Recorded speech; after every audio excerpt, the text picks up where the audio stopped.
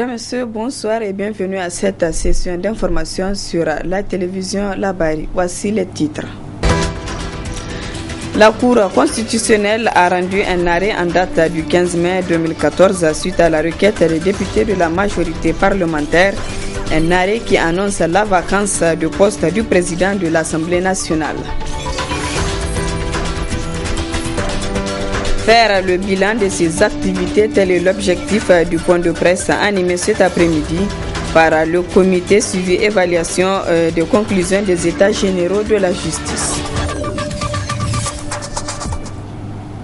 Saisi par un groupe de députés de la majorité le 6 mai dernier, conformément aux dispositions de l'article 126 de la Constitution, aux fins d'application de la Constitution, la Cour constitutionnelle s'est prononcée à travers un arrêt en date du 15 mai 2014. La substance de cet arrêt avec Hassan Saleh Mustafa.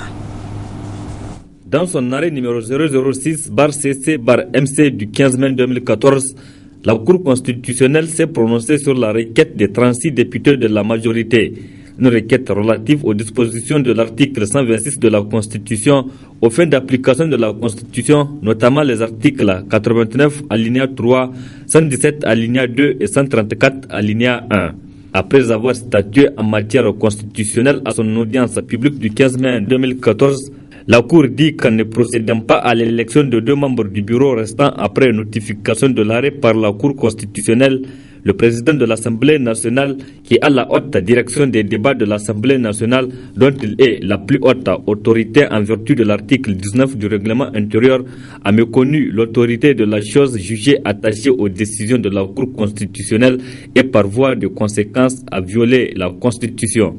La Cour dit que les présidents des groupes parlementaires concernés par les 2 postes qui sont chargés de déposer les candidatures conformément à l'article 13 du règlement intérieur de l'Assemblée nationale n'ont toujours rien entrepris dans le sens de se conformer à l'arrêt de la Cour constitutionnelle et par conséquent ont violé l'article 117 alinéa 2 et 134 alinéa 1 de la Constitution. Dit également que les articles 120 alinéa 1 et 126 alinéa 1 et 2 de la Constitution confère à la Cour constitutionnelle un rôle de régulation du fonctionnement des institutions et des pouvoirs publics. Qu'à ce titre, elle est fondée à prendre toute décision tendant à prévenir toute paralysie du fonctionnement des institutions de la République. Dit que le président de l'Assemblée nationale est tenu de convoquer l'Assemblée pour la reprise des travaux et poursuivre sans discontinuer l'élection de 2 membres du bureau restant des notifications du présent arrêt. La Cour dit qu'en cas de refus d'obtempérer immédiatement à l'arrêt de la Cour, constatant la violation de la Constitution et de poursuite du blocage dans le fonctionnement de l'Assemblée nationale, il sera procédé à la mise en œuvre des dispositions de l'article 89 alinéa 6 de la Constitution relatif à la vacance de la présidence de l'Assemblée nationale.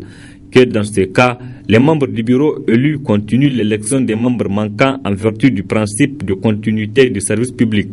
Dit que tout refus persistant de la part des présidents des groupes parlementaires concernés de déposer des candidatures au poste vacant est considéré comme une renonciation temporaire à leur droit d'occuper les postes qui leur reviennent conformément à l'article 89 alinéa 1 de la Constitution. Que par conséquent, les autres membres du bureau élus doivent assurer le fonctionnement régulier de l'Assemblée nationale. Un autre arrêt rendu par la Cour constitutionnelle en date du 14 mai 2014, elle s'est prononcée sur l'application des principes de la démocratie pluraliste et de l'alternance démocratique tels qu'énoncés dans les articles 9 et 84 de la Constitution, sur la conformité de l'esprit et à la lettre de la Constitution, du soutien manifeste à la majorité parlementaire et au pouvoir affiché par des députés de l'opposition. Explication dans cet extrait du constitutionnaliste Dr Maina Karté Boukar. La Cour a souligné un certain nombre de choses, notamment elle est allée jusqu'à remettre en cause certaines idées qu'elle a formulées dans les arrêts 04 et 05. Elle-même, dans l'arrêt 04 du 2 mai, elle a dit que le bureau actuel de l'Assemblée nationale ne reflète pas la configuration politique du Parlement. Et elle revient dans le 06 du 15 mai pour faire une sommation au président de l'Assemblée nationale, n'est-ce pas, de reprendre, d'ouvrir les travaux de l'Assemblée nationale et de reprendre ces élections, n'est-ce pas? Donc, nous estimons que ici la Cour s'est contrainte elle-même, parce que en intimant au président de l'Assemblée nationale d'assumer toutes ses responsabilités et de poursuivre l'élection de 2 membres, et en maintenant soulignant cet aspect-là dans, n'est-ce pas, l'arrêt du 15 avril, du 15 mai, elle a méconnu un peu, n'est-ce pas, son argumentaire il y a 2 semaines. C'est comme si elle s'est remise en cause elle-même. C'est comme si elle a méconnu l'autorité de la chose jugée qui est rattachée à sa décision du 2 mai 2014. Et je pense que c'est une façon de revenir en arrière. Et c'est une façon n'est-ce pas, c'est une façon de remettre en cause un peu, n'est-ce pas, ce qu'elle avait dit il y a 2 semaines. Alors, la Cour, tout à l'heure, je disais qu'elle a fait une sommation au président de l'Assemblée nationale. Et nous estimons que la Cour, dans ses attributions, il n'y a pas cette possibilité-là d'intimer, de faire des injonctions au président de l'Assemblée nationale. Et si vous ne reprenez pas les élections à tel moment, n'est-ce pas, il est envisageable de considérer de considérer la vacance, de constater la vacance et d'ouvrir la voie à de nouvelles élections. Ça aussi, c'est une sorte de contradiction. Le constitutionnaliste Maïna Karteboukar, que vous retrouverez en partie magazine de ce journal. Le comité suivi évaluation des conclusions des états généraux de la justice a animé cet après-midi un point de presse. Il s'est agi pour ce comité de faire le point de ses activités 9 mois après son installation. Le résumé de Asmana China et Sadou Domi. Installé officiellement en juillet 2013, le comité suivi évaluation des conclusions des états généraux de la justice, composé de 17 membres issus de toutes les composantes de la société, est arrivé au terme de la première phase de son travail. Cette rencontre avec la presse vise à faire le point des activités. Nous nous sommes activés dès que nous avons été mis en œuvre, dès que nous avons été installés, à travailler d'abord à mettre en place le dispositif qui permettra à notre comité de fonctionner, c'est-à-dire un règlement intérieur et puis tous les éléments matériels et budgétaires qui nous permettront d'avancer dans ce travail. Et nous nous sommes immédiatement après attaqués au gros nœud de notre travail, qui est l'élaboration de la politique nationale justice et droits de l'homme, son plan d'action.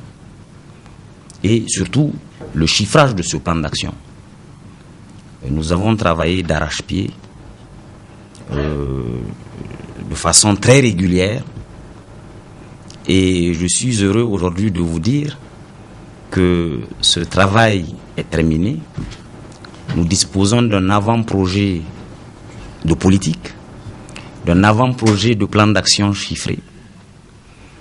Et nous disposons également d'un dispositif de suivi et évaluation, tel que cela nous a été donné. Et c'est la première manche de notre travail, sans lequel le reste n'est pas possible. Il faut bien avoir à l'esprit que si nous ne faisons pas ce travail préalable, c'est-à-dire à partir des recommandations et des conclusions qui sont issues des états généraux de la justice, que nous puissions élaborer une politique et son plan d'action, il n'est pas possible de faire le travail de suivi. Et c'est ce à quoi nous nous sommes attachés très vite, produire cette politique avec toutes les parties prenantes concernées par la politique justice et droits de l'homme. Ce travail préliminaire effectué par le comité suivi évaluation des conclusions des états généraux de la justice sera soumis à un atelier de validation qui sera organisé ultérieurement. Cérémonie d'inauguration ce matin au musée national à Boubou Hamad de Niamey de 2 maisons construites en banco. Les partenaires financiers du musée national seront les bénéficiaires des habitats. Le compte rendu de Youssouf Omar et Aboubakar Souley. 33 millions de francs CFA. C'est la valeur totale de ces prototypes d'habitats en briques de terre stabilisés, compressés, construits dans un terrain du musée national. De la construction en banco qui servira de gaz de passage pour les partenaires du musée. Des œuvres financées par plusieurs bailleurs. Selon les techniques ancestrales et très connues, comme à Agadez par exemple, ou encore au Burkina Faso, on a fait des enduits à la chaux qui durent et qui vont bien protéger le bâtiment. Voilà pour le premier. Il y a aussi un étage. On a choisi de faire un étage en banco pour montrer que c'est possible. Et aussi parce qu'à l'étage, il fait toujours beaucoup plus frais. Et à l'étage, on a mis des moustiquaires. Comme ça, les gens, ils sont protégés des moustiques. Et quand on a trop chaud pendant cette saison-là, on va dormir en haut. Je vous promets qu'il fait délicieux. Et vous êtes protégés des moustiques. Vous n'êtes pas dans la concession, dans la cour, avec les animaux et tous les moustiques. Financement de l'Union européenne. Cofinancement de l'Union européenne, avec un cofinancement de l'ambassade de France, de l'ambassade d'Espagne et de la coopération suisse. Voilà. Après visite des lieux, l'impression est toute positive du côté du secrétaire général du ministère de la Culture, des Arts et des Loisirs. L'habitat reflète l'environnement et impacte sur le mode de vie, donc sur nos pratiques culturelles. Alors, vous avez ici quelque chose de très moderne. D'abord, au point de vue architectural, c'est très beau. L'autre aspect, c'est que vous avez remarqué que c'est un programme sur lequel participent beaucoup de jeunes africains. Notamment les jeunes gens que vous voyez là, en jean, casquette, t-shirt, sont des jeunes africains qui sont pratiquement en dernière année d'architecture. Imaginez-vous ces jeunes en formation dans un pays ou une capitale européenne ou américaine. Vous ne verrez jamais ça. Ils vont servir de case de passage. Parce que le musée national, aujourd'hui, son statut a été modifié pour intégrer la dimension recherche.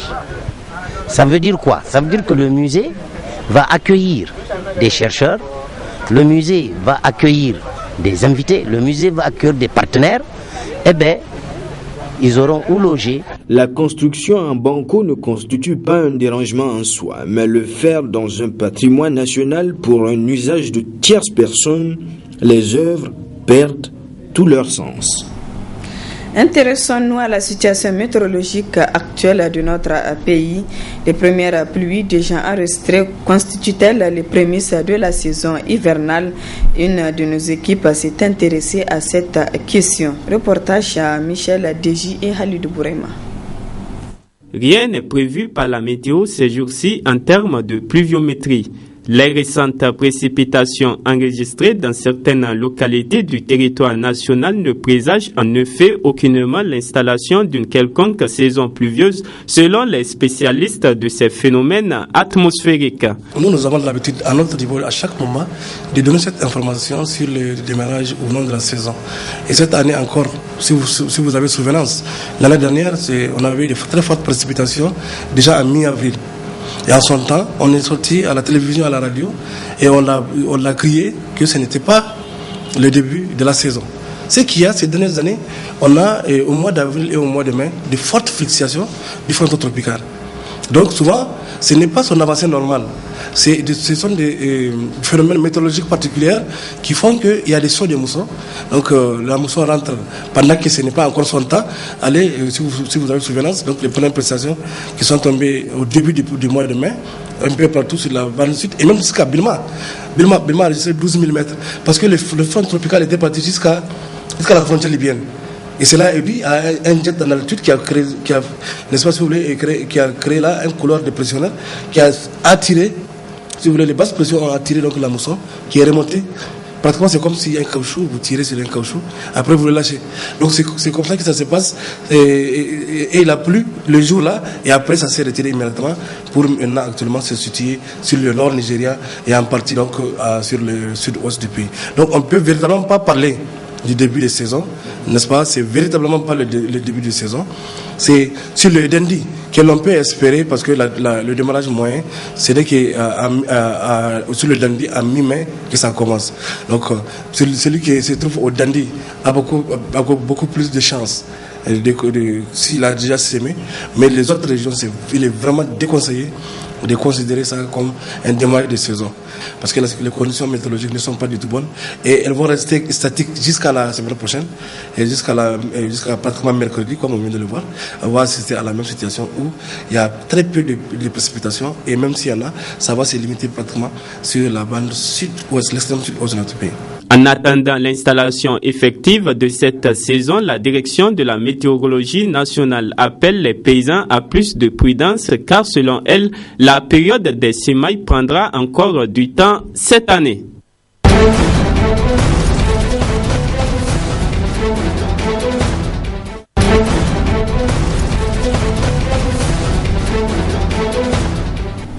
Une condamnation à mort qui laisse le Soudan sous le choc.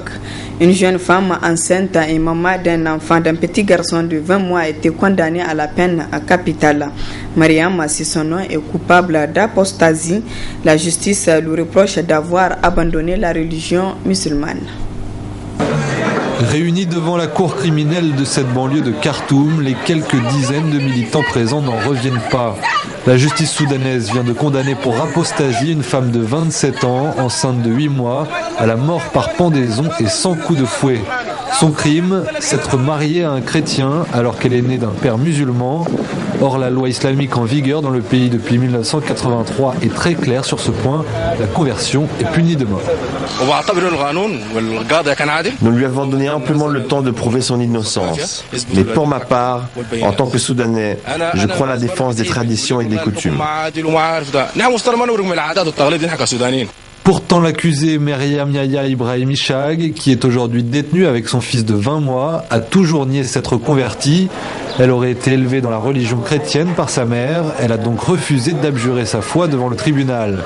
Son avocat compte bien le faire valoir devant d'autres instances.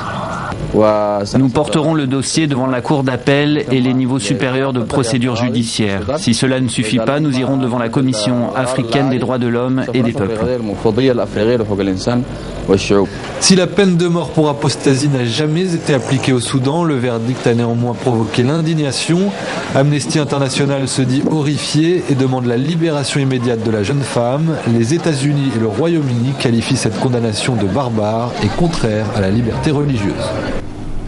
Au moins 29 morts, c'est le dernier bilan après le naufrage d'un ferry au Bangladesh. Un bilan qui devrait être revu à la hausse. L'embarcation a été prise dans une tempête. Les recherches ont duré toute la nuit. Le fleuve est profond et large à cet endroit, les courants forts. Les sauveteurs n'ont pas pu redresser le ferry. Il repose désormais sur le lit du fleuve Meghna, à une 50aine de kilomètres au sud de Dhaka, la capitale. Le bateau a été pris dans une tempête. Tout s'est déroulé en quelques minutes seulement. Les vagues étaient fortes et le vent violent. Le ferry était coincé au milieu de la rivière depuis un long moment. Puis tout à coup, le vent l'a renversé et il s'est retourné. 40 personnes seulement ont pu regagner la rive avant le naufrage. Les secours peinent à retrouver les disparus, certainement réfugiés dans le fond du bateau à cause de la tempête. Personne ne sait combien de passagers étaient dans le ferry, peut-être 200 ou 350. Souvent, ces ferries transportent plus de personnes que leur capacité officielle. Et c'est souvent cette surcharge qui fait chavirer les navires. Déjà en mars 2012, 150 personnes avaient perdu la vie dans le naufrage de leur ferry. Le bateau, surchargé, avait heurté une barge pétrolière en pleine nuit. Victoire écrasante du nationaliste hindou en Inde, le BJP s'impose et surtout, il remporte la majorité absolue. Les nationalistes hindous donc au pouvoir. On attend toujours les résultats officiels. L'heure est à la fête et les attentes des Indiens sont fortes. C'est à sa mère que le futur Premier ministre indien a réservé son premier déplacement. Tradition, respect familial, une image qui n'est pas innocente pour un politicien controversé. Narendra Modi vient d'offrir à son parti, les nationalistes du BJP, une victoire écrasante. Il devrait obtenir la majorité absolue au Parlement, une première en 30 ans. Devant ses partisans, il a promis de réaliser les rêves du peuple indien. Des militants qui n'ont pas attendu les résultats officiels pour fêter leur succès. Les gens sont très heureux, ils voulaient du changement et il est arrivé. Ce scrutin marque en revanche une défaite historique pour le parti du Congrès, usé par une décennie au pouvoir. Le célèbre patronyme de son chef de file, Rahul Gandhi, n'aura pas suffi à compenser le manque d'envergure de ce candidat. Les résultats du parti du Congrès sont plutôt mauvais. Nous devons en tenir compte et en tant que vice-président du parti, j'en endosse la responsabilité. À 63 ans, Narendra Modi a longtemps prôné un nationalisme intransigeant. Un parcours marqué par la sanglante répression des émeutes de 2002 dans le Gujarat, État qu'il dirigeait et qui avait fait 1 millier de morts, majoritairement musulmans. Mais c'est sur l'économie, son point fort, qu'il a fait campagne. Et dans ce domaine, les attentes des Indiens sont immenses. Pauvreté, infrastructures défaillantes, corruption, autant de défis que le futur Premier ministre devra relever s'il veut convaincre ses électeurs. Nous en venons à présent à la partie magazine de ce journal. La Cour constitutionnelle a rendu un arrêt au terme de son audience du 15 mai 2014. Elle s'est prononcée sur l'application des principes de la démocratie pluraliste et de l'alternance démocratique tels qu'énoncés dans les articles 9 et 84 de la Constitution, sur la conformité à l'esprit et à la lettre de la Constitution, du soutien manifeste à la majorité parlementaire et au pouvoir affiché par des députés de l'opposition. Je vous laisse donc avec les explications du docteur Maïna Karteboukar. Très bonne réception. Cette façon de privilégier le recours vers la Cour traduit non seulement la vitalité d'une démocratie, mais aussi le comportement aussi démocratique des acteurs qui, à chaque occasion, à chaque fois qu'ils ont des petits malentendus, ils privilégient la voie juridictionnelle du règlement du conflit. Donc je pense que ça traduit vraiment la civilisation démocratique, ça traduit vraiment l'état de droit. Alors, la Cour a rendu une décision le 2 mai, le 14, le 15 mai, et je pense qu'elle aura à se prononcer, n'est-ce pas, sur d'autres décisions, parce qu'il y a d'autres requêtes qui sont adressées à elle, notamment celle de l'opposition. Et donc l'arrêt 06 qui vient d'être rendu ce 15 mai n'est pas le dernier d'une série, n'est-ce pas, de décisions que la Cour va rendre, n'est-ce pas, à l'effet d'édifier et de construire le droit. Alors, la construction du droit et de la démocratie, c'est elle la problématique de toutes ces saisines. Alors, la Cour constitutionnelle est appelée à montrer le juste chemin, pas le chemin, le juste chemin, sans parti pris. Alors, dans l'arrêt qu'elle vient de rendre, l'arrêt 006, je vais parler d'abord de l'arrêt 05. La Cour a en substance indiqué que les partis politiques ne peuvent pas imposer une certaine volonté à leurs députés, tout comme le groupe parlementaire aussi.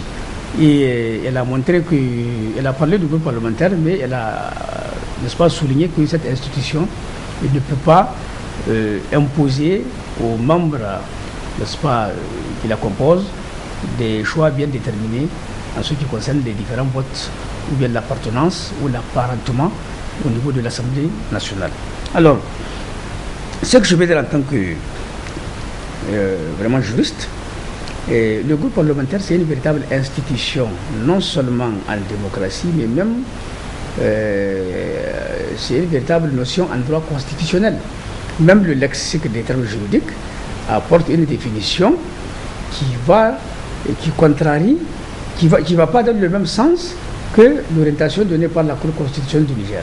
Parce que quand on dit un groupe parlementaire, c'est que ce sont des députés, n'est-ce pas, appartenant à un parti politique ou à un groupe de partis politiques et qui ont la même idée politique. C'est ce que donne le dictionnaire de la science politique, mais surtout le dictionnaire le lexique des termes juridiques. Alors, le lexique, certes, n'est pas une loi, mais je pense que c'est la traduction d'une véritable doctrine en ce qui concerne cette définition.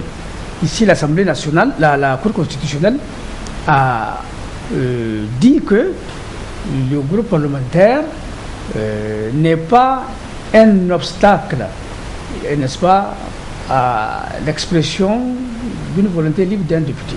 Il peut exprimer sa volonté contrairement à ce que, n'est-ce pas, le groupe parlementaire veut. Et le fait de soutenir un autre camp contre la volonté de son groupe parlementaire, ce n'est pas une entorse à la démocratie. La Cour a dit que ça ne traduit pas une démission de fait, parce que pour démissionner, il y a des règles de forme.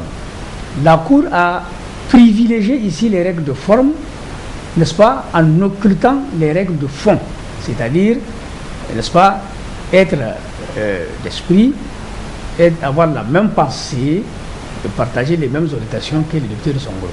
Elle a ignoré donc les règles de fond et elle a privilégié les règles de forme, en ce sens que tant que le député n'a pas fait une déclaration formelle de démission ou bien de changement de groupe parlementaire, on ne doit pas considérer que ce dernier a changé de camp. Donc cette façon de voir les choses est tout à fait curieuse, parce qu'elle peut remettre à mal le fonctionnement même de toute démocratie. Et c'est le régime même semi-parlementaire qui est un régime dont le secret, c'est la majorité à l'Assemblée nationale, et c'est disposer d'une majorité à l'Assemblée nationale, c'est avoir une opposition qui contrôle l'action du gouvernement. Mais quand vous avez des députés qui peuvent se soustraire de la volonté de leur groupe pour aller faire ce qu'ils veulent, je pense qu'ici, on a mis à mal l'identité même du régime semi-parlementaire et on a transformé le régime nigérien en un régime hybride dont les constitutionnalistes les plus avertis auront du mal à classer. Et d'un arrêt à un autre, dans le 06, la Cour a souligné un certain nombre de choses, notamment elle est allée jusqu'à remettre en cause certaines idées qu'elle a formulées dans les arrêts 04 et 05. Elle-même, dans l'arrêt 04 du 2 mai, elle a dit que le bureau actuel de l'Assemblée nationale ne reflète pas la configuration politique du Parlement. Et elle revient dans le 06 du 15 mai pour dire que, pour faire une sommation au président de l'Assemblée nationale, n'est-ce pas, de reprendre, d'ouvrir les travaux de l'Assemblée nationale et de reprendre ses élections, n'est-ce pas. Donc, nous estimons que ici la Cour se contraint elle-même, parce que en intimant au président de l'Assemblée nationale d'assumer toutes ses responsabilités et de poursuivre l'élection de 2 membres, et en maintenant soulignant cet aspect-là dans, n'est-ce pas, l'arrêt du 15 avril, du 15 mai, elle a méconnu un peu, n'est-ce pas, son argumentaire d'il y a 2 semaines. C'est comme si elle s'est remise en cause elle-même. C'est comme si elle a méconnu l'autorité de la chose jugée qui est rattachée à sa décision du 2 mai 2014. Et je pense que c'est une façon de revenir en arrière.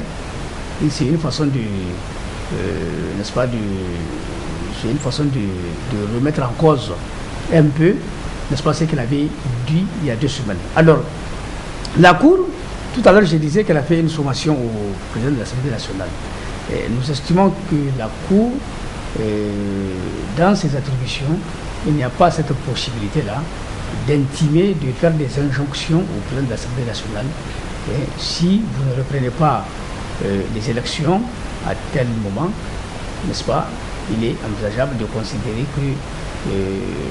de considérer la vacance, de constater la vacance et d'ouvrir la voie à de nouvelles élections.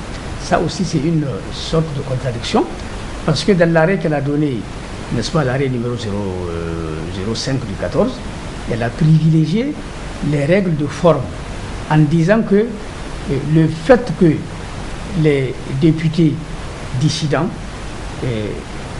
acceptent de partager l'action du gouvernement n'emporte pas leur démission, parce qu'ils n'ont pas fait une déclaration formelle. Alors, pourquoi ici, dans l'arrêt numéro, du numéro 06, la Cour, maintenant, elle revient sur des conditions de fond. Là aussi, je pense que la démission ne peut pas se constater par un comportement, parce qu'elle a déjà dit elle-même. Elle a dit qu'un comportement ne peut pas traduire une démission, tant qu'il n'y a pas une décision formelle. Mais là aussi, je pense que le président de l'Assemblée nationale n'a pas formellement dit que moi je démissionne. Il n'a pas dit que je démissionne. Et nous persistons en disant que l'unique voie permettant de destituer, de se séparer du président de l'Assemblée nationale, c'est soit quand il démissionne formellement, ou bien quand les députés vont enclencher, n'est-ce pas, la procédure conformément à la Constitution. C'est-à-dire que quand il y a crise de confiance, et puis en suivant aussi les règles de forme, que là je le souligne qu'il n'existe pas encore dans le règlement intérieur, mais surtout en satisfaisant aussi à la question de la comment on appelle ça, de la majorité qualifiée, c'est-à-dire celle des deux tiers. Donc c'est la seule voie. Alors la Constitution n'a pas permis, le clan qui a initié la destitution a trouvé qu'il est difficile, certainement pour lui, de satisfaire aux exigences de la Constitution pour destituer le président de l'Assemblée nationale. Il s'est abattu, n'est-ce pas, vers d'autres peut-être des éléments, notamment de la Cour constitutionnelle, pour avoir un fondement juridique à la destitution. Bon, nous estimons que la Cour n'a pas, n'est-ce pas, les compétences constitutionnelles lui permettant de poser, n'est-ce pas, certaines conditions. Le fait de faire une sommation, de donner une sommation au président de l'Assemblée nationale, à l'effet de satisfaire une exigence bien déterminée, et qu'à l'échéance, s'il ne satisfait pas à cette exigence, la vacance sera constatée. Nous estimons que la Cour est allée très loin vers le sens de la cassure. Une Cour, elle construit le droit. Une Cour supérieure, qu'elle soit qu'elle soit la Cour constitutionnelle, qu'elle soit le Conseil d'État, ou bien la Cour de cassation, sa vocation est de faire du droit. Sa vocation est de faire la paix, la cohésion et l'unité nationale, qui sont aussi des exigences, des obligations à la charge du président de la République. Donc, dans le Niger actuel, n'est-ce pas, qui connaît une politique faite de querelles, de balbutiements et de contradictions, n'est-ce pas, les institutions doivent forger une démocratie à même de sortir de la crise et non des solutions juridiques qui vont enfoncer les acteurs politiques dans d'autres situations préjudiciables à la bonne marche de la nation. En posant la question de la démission du président de la République, la Cour nous met dans un autre schéma, celui vraiment des querelles politiques, celui des antagonismes politiques. À notre avis, la Cour aurait dû donner d'autres aspects, notamment ceux relatifs à l'apaisement du champ politique. Parce que le fait de parler de la vacance, je pense que la Cour est allée très loin et je pense que par rapport à la Cour doit pouvoir, n'est-ce pas, se ressaisir à l'effet vraiment de mettre une température un peu plus supportable au niveau du champ politique. À la mouvement de ce secrétaire, quelles peuvent être donc les conséquences de ce carré? Bon, les conséquences, elles seront politiques. Bon, imaginez les membres du bureau de l'Assemblée nationale poursuivre le vote des 2 postes de vice-président, ou bien enclencher la procédure de destitution du président de l'Assemblée nationale, ou bien imaginez le pouvoir administratif, par exemple en train de prendre un décret, n'est-ce pas, ou un arrêté, pour dire que le président de l'Assemblée nationale n'est plus en mesure d'assumer ses fonctions, pas sous le fondement de l'arrêt numéro 06 qui dit ceci ou cela. Vous savez que l'opposition aussi va prétexter des arguments. Elle va soulever des arguments et c'est de nature à infecter le champ politique et à créer des troubles très graves dans le pays. cette décision 06, vraiment, j'ai peur qu'elle ne vienne troubler vraiment des eaux douces, consommables et consommées par tout le monde. Et je pense que ça sera préjudiciable vraiment pour l'avenir de notre pays.